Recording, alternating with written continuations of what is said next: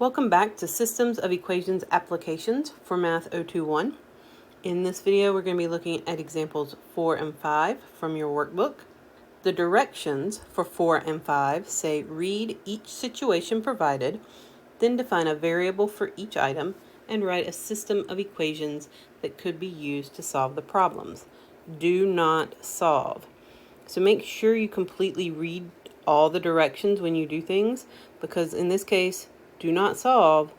So we don't want to waste time doing part of a problem that's not needed nor required. So let's look at example 4.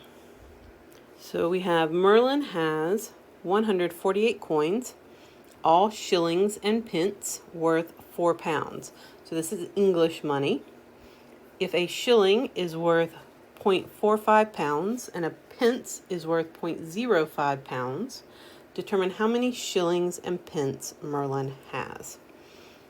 So let's divide this up and look at the different parts of our statement. So first thing though, we need to define a variable for each item. So if I read this, it says Merlin has some coins, all shillings and pence, and at the end it says determine how many shillings and pence Merlin has. So what we're trying to determine is what's going to be how we're defining our variables. So for my first one, it would be how many shillings. I'm just going to use, I don't like using S as a variable. I'm going to use H. So H is going to stand for my number of shillings. So then looking at the second part, we also want to know the number of pence. So that would be my other variable we're going to have. So P would stand for our number of pence. And I know this is not how much each is worth because it says determine how many. So I'm looking for the number that we have, not how much it's worth. They actually told me how much they're worth in the problem. Okay, so now we need to write our equations. So for my first equation, I'm going to look at my first sentence, actually the first part of that sentence. Merlin has 148 coins, all shillings and pence.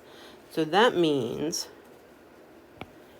that the number of shillings that we've defined as H plus the number of pence that we've defined as P has to equal a total of 148. So that would be my first equation.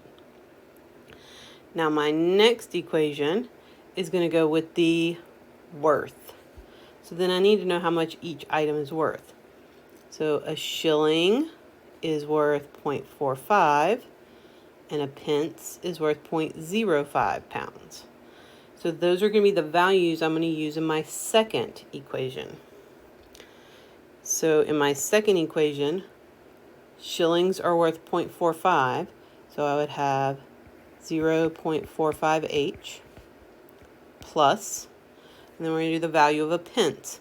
So 0.05P equals, and that's going to go back to the total worth, and their total worth is 4 pounds, so equals 4. So this would be our two parts. We have our defining our variables. So defining is just telling what each variable stands for. And then for our second part, we have our system that we wrote.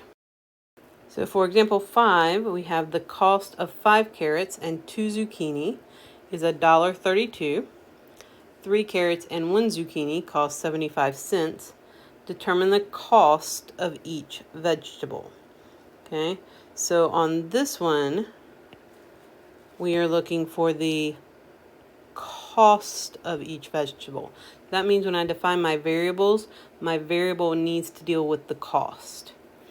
So we have carrots and zucchini, so I'm just going to do C and Z. So for C, we're talking about carrots, so I'm going to do cost of a carrot. And then for my Z, that would be cost of a zucchini. So now let's look at making or creating our equations.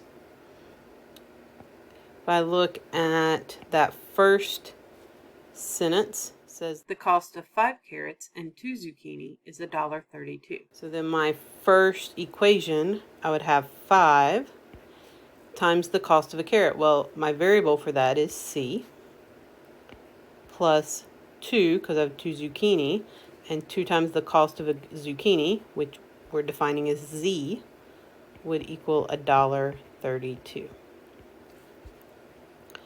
For my second equation, we're going to look at my second sentence. 3 carrots and 1 zucchini cost 75 cents. So I would have 3 carrots, so 3C, 1 zucchini, 1Z, and remember we don't write the 1 in front of that, equals, and then the price for that, so 75 cents, so 0.075. So we have defined our variables, and we have our system that we have written.